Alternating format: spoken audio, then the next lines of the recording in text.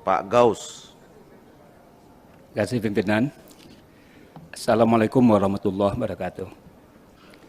Pimpinan dan anggota Komisi 2 yang saya hormati, Bapak Menteri beserta seluruh Eselon 1 dan jajaran yang hadir pada kesempatan yang berbahagia ini, hadirin dan hadirat yang saya muliakan.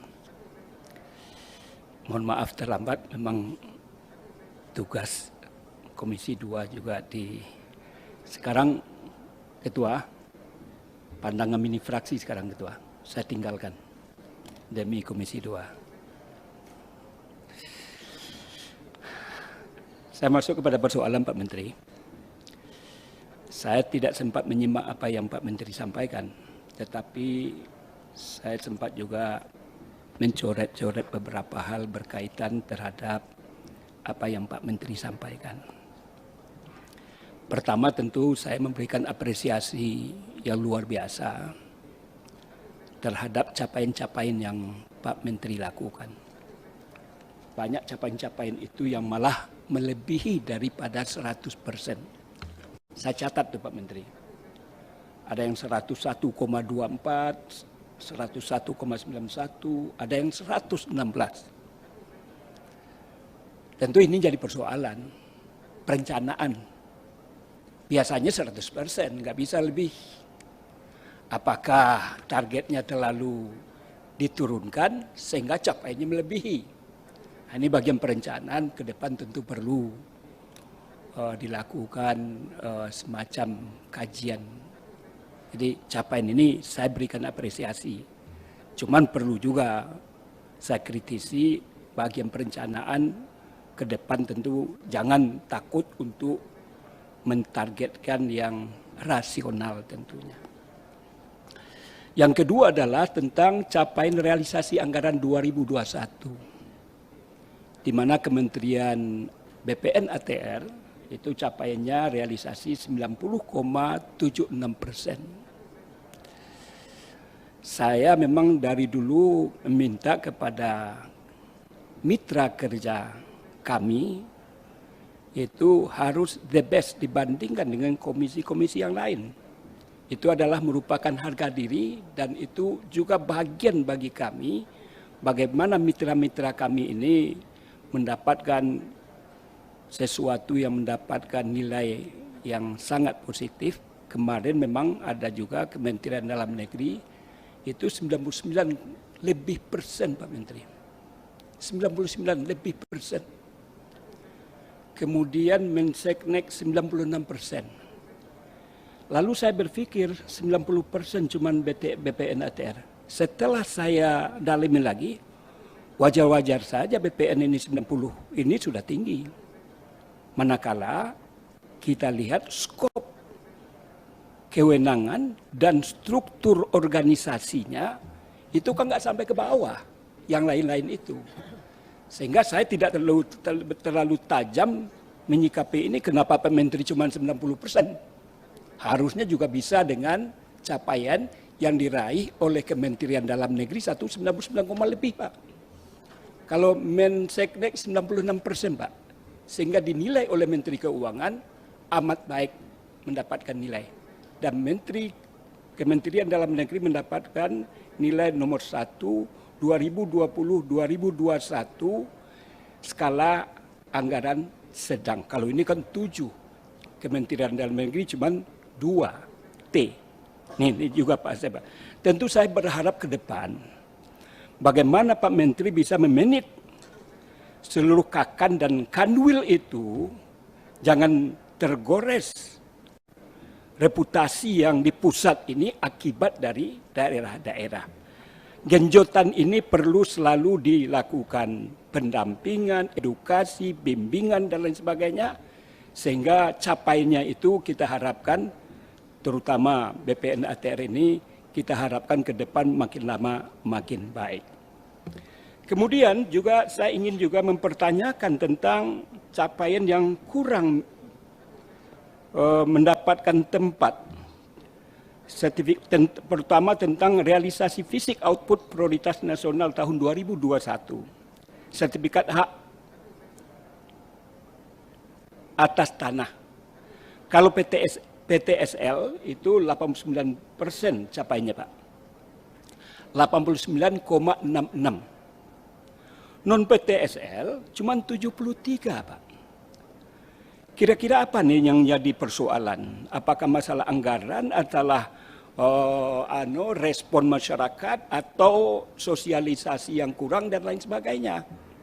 Kalau anggaran tentu kita akan push supaya bagaimana kinerja dari BPN, dan ini adalah merupakan harapan dan keinginan masyarakat, Pak.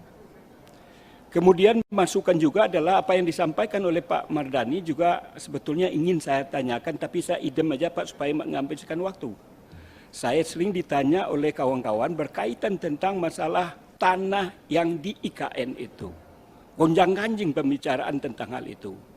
Ada yang HGU, ada tanah adat, ada tanah ulayat, ada yang tanah negara dan lain sebagainya, dan tentu perlu ini resmi Pak, karena ini akan menjadi menghentikan gonjang-ganjing tentang status tanah yang di IKN itu sebetulnya bagaimana. Sebab status tanah saja bermasalah, bagaimana kita akan membangun IKN yang ini sudah disahkan oleh kami Pak, yang ketuanya adalah ketua kami yang gagah di depan kami ini, Pak Doli Pak. Saya adalah bagian dari pansus IKN itu. Tentu kita berharap jangan ini menjadi kendala terhadap prosesi pelaksanaan pemindahan pembangunan itu. Terakhir adalah, ini terakhir Pak, kami sering melakukan RDPU Pak. Yang paling banyak kita menerima tamu itu adalah memang persoalan sertifikat tanah, masalah mafia tanah, masalah persoalan pertanahan itu. Lalu kebijakan pemerintah, biasanya kami kalau kunjungan kerja itu Pak, cukup paling sampai di kantor bupati atau kantor gubernur. Tapi ada hal-hal yang spesifik yang kami lakukan, harus turun ke lapangan. Mau demo dia ke sini Pak. Kemarin nih, dia akan hadir di sini 2.000. Untung aja dapat Junimar meyakinkan kawan-kawan yang di Lampung Utara kemarin nih. Tentu saya berikan apresiasi ke Pak Junimar, mampu mengamankan masyarakat. Persoalannya bukan masalah mafia tanah. Bukan konflik tanah. Ini yang kasihan kita Pak. Apa itu?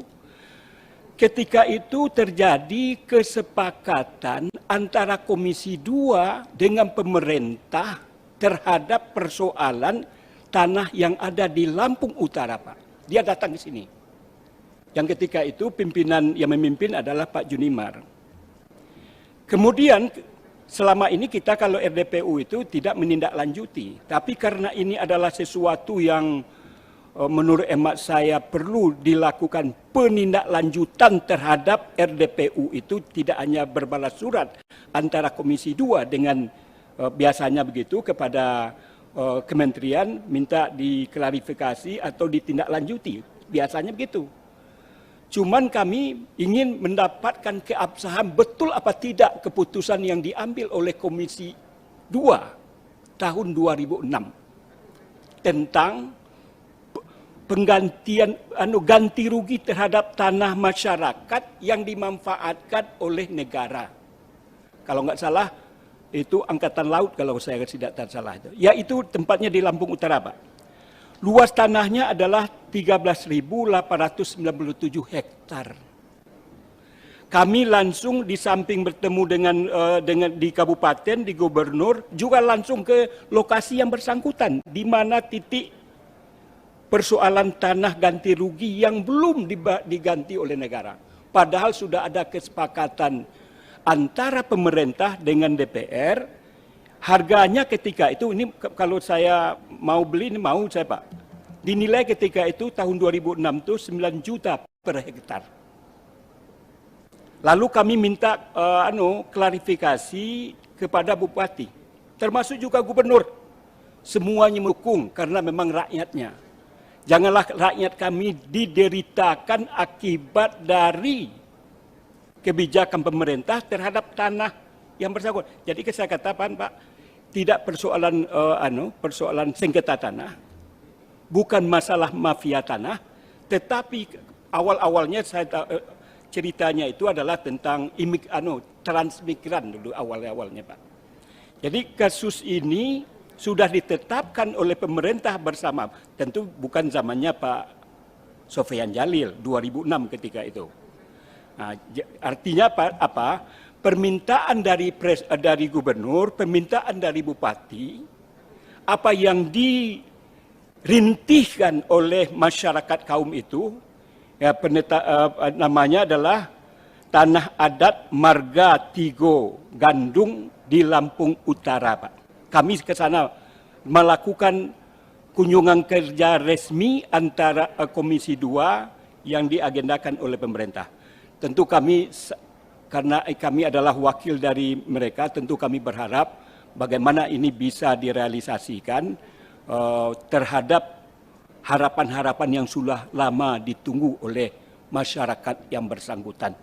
Jadi nilainya luas tanahnya adalah 13.897 hektar, harga tanah yang dipatok ketika itu adalah 9 juta per hektar. Mudah-mudahan masyarakat itu tidak menuntut menyesuaikan harga dengan kekinian.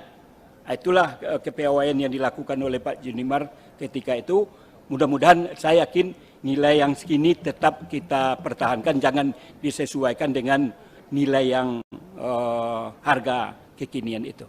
Barangkali itu hal-hal yang bisa saya responi dari apa yang kita lakukan pada hari ini. Terima kasih pimpinan. Assalamualaikum warahmatullahi wabarakatuh. Assalamualaikum warahmatullahi wabarakatuh.